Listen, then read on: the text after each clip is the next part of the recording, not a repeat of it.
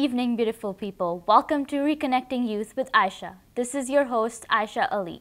For the very first episode of our show, we have a very special guest joining us today. It is my honor and privilege to introduce you to the United States-Pakistan Ambassador, Mr. Aizaz Ahmad Chaudhry. Thank you, Mr. Ambassador, for joining us today. Thank you for having me.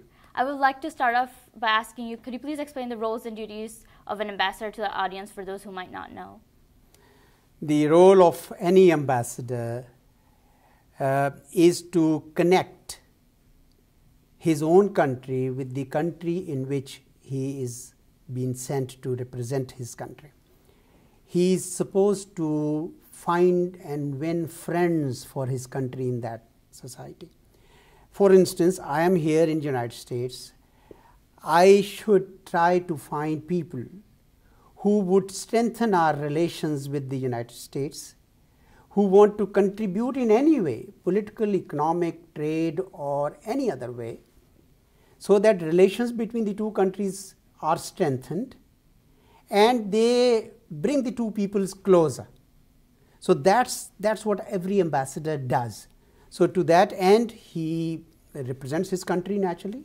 He talks to the government officials, but he also talks to the people through either the think tanks or the media or the academia or any other channel, so that these people build relationship with Pakistan for common benefit of the two countries. And this leads me to my next question, which is, what inspired you to become an ambassador? What age did you decide that you wanted to be an ambassador? Because I was reading your biography and I got to know that you did your bachelor's in science, but you did your master's in international relations. That is correct. I was in Pakistan Air Force unfortunately I had some air sickness, so I had to leave that. I had studied sciences because of that. And then I decided to do the CSS, which is called Central Superior Services Examination, and joined the Foreign Service of Pakistan. But having joined that, I decided that I should improve my qualification. So I did a master's in political science, and then I did a master's in international relations from Tufts University here. So the idea is to not only learn on the job, but also get the requisite academic qualifications, which is what I did. So for our younger generation out there who are still undecided about their major or are confused, or like for those who have switched their majors like you have, what is an advice that you would like to give them?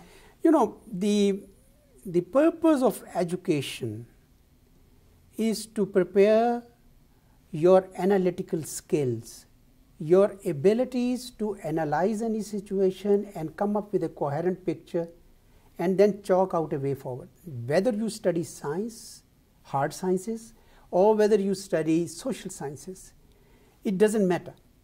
What matters is that if you have been able to study well and polish your skills, then wherever you are placed in whichever career, you would use those skills to analyze situations and find answers to those problems. Of course, there are some very technical subjects. If you are studying mathematics and physics and some other, then you would probably be better off in that very subject. But I have seen many mathematicians and physicians who have come into other careers and made a mark. So similarly, those who have studied business, I have seen them practicing in the private sector but also in the public sector. It depends on you. But the important thing is, of course, your ability. So if you have changed your major, the reason for that change should be that you like that subject, that you want to make your mark in that subject. If that is the reason, you will succeed. You will not fail. It doesn't matter if you have changed your major. What matters is that are you willing to use the skills acquired during your academic career in the career that you have adopted. So I would like to take this moment to congratulate you, because you'll be celebrating your first year anniversary of being an ambassador of Pakistan in the United States in March. And so I wanted to talk to you. Can you please share what are some goals that you have achieved this year, in this 1 year? Well, I am happy in many ways that we in the embassy have been able to, one, connect with the Pakistani American community in our own modest way. I think it's a work in progress. I am pleased with the way we are trying to reach out to them. I personally travel, my colleagues travel to them, and we will continue to make those efforts.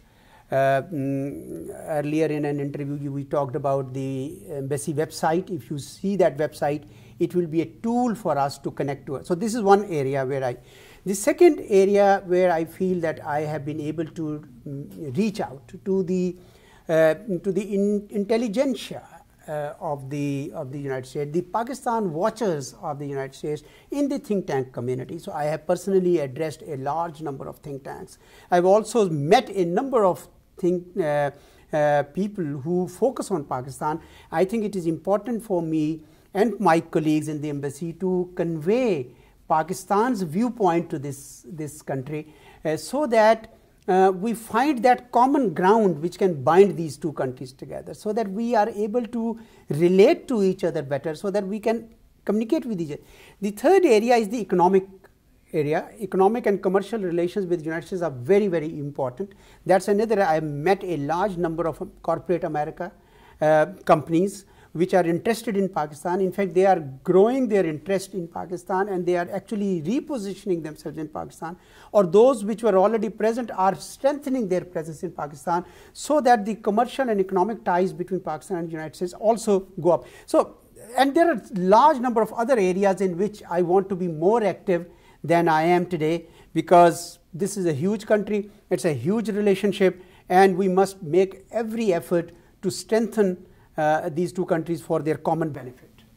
So what are some goals, or what are some things that the embassy has worked on for the younger generation out there? Well, youth is very, very important. First thing that I have conveyed to Pakistani American community, that look, you have come of age now. Many of the Pakistanis came here in the 60s and 70s, and their second generation has now, they were born and bred here, they have grown up here, they are making their mark, they are entering into different fields. I've met some very smart, outstanding youngsters who are either in the one professional field or the other. I would want that they should participate in the political mainstream of this country. They are Americans now. They are Americans of Pakistani heritage, and therefore whatever they do, that will bring laurels to my country and their country of heritage, and therefore we would like them to succeed, and they should be able to participate in the political mainstream here, to add weight to their voice. This country belongs to them as much as it belongs to anyone else, and therefore that's my message to them.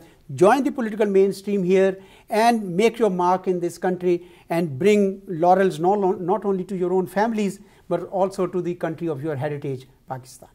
You talked about the youngsters should join the political mainstream. As a citizen, even if they don't join, can you explain to the importance for people like my age or others who are turning 18 or are already 18, the importance of voting? Oh yes, I think many people in Pakistani American community have already registered as voters, but they don't vote.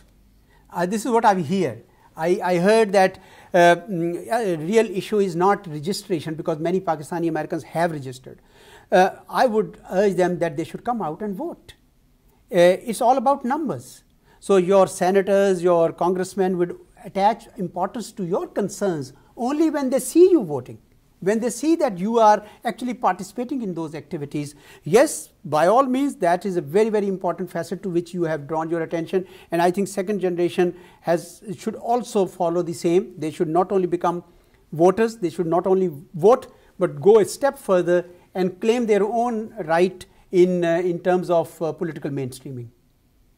And lastly, what is a message that you would like to give to all those people who hesitate and in like embracing that, so they don't hesitate in embracing their culture and identities, regardless of their ethnicity and race? I think Pakistanis bring value to this country. Pakistan is a beautiful country. a country of hard-working, loving people. Our grain is peaceful. Unfortunately, Soviet invasion of Afghanistan, Afghan jihad, and later on 9/11 brought a lot of people who came to our country who were not Pakistanis, and they brought this scourge of terrorism.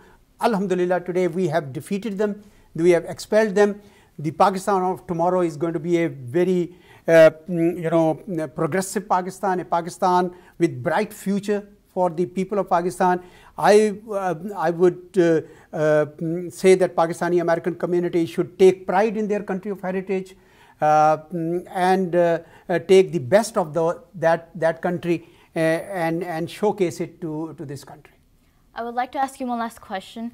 Why is it important for the second generation, like my generation and the generation after me, for us to not forget our roots and keep intact with our culture? Every community does that. This country is a melting pot. You identify anyone and you would find out that he or she or their parents or their grandparents or their great-grandparents had migrated from somewhere.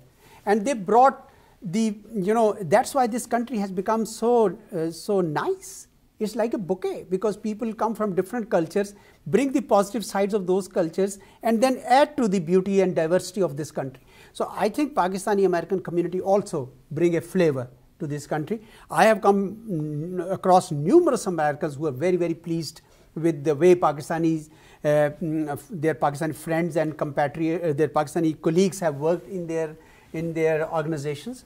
So I would say that every Pakistani American represents Pakistani culture, whether he's first generation or second generation, and that by that account he remains to that extent an ambassador of Pakistan, because people here would judge the Pakistan from the conduct and behavior of that Pakistani American. So therefore, consider yourself ambassador of Pakistan all the time, and carry that great country on your shoulders, and you will see that it will bring you laurels, and you will be respected in this country as well. On that note, I would like to thank you for joining us and for an insightful conversation. I hope this encourages all the youngsters out there to not hesitate into embracing their culture and identities. That's all for today, folks. I'll be joining you again next week with another guest and another interesting conversation. Until then, take care and stay safe.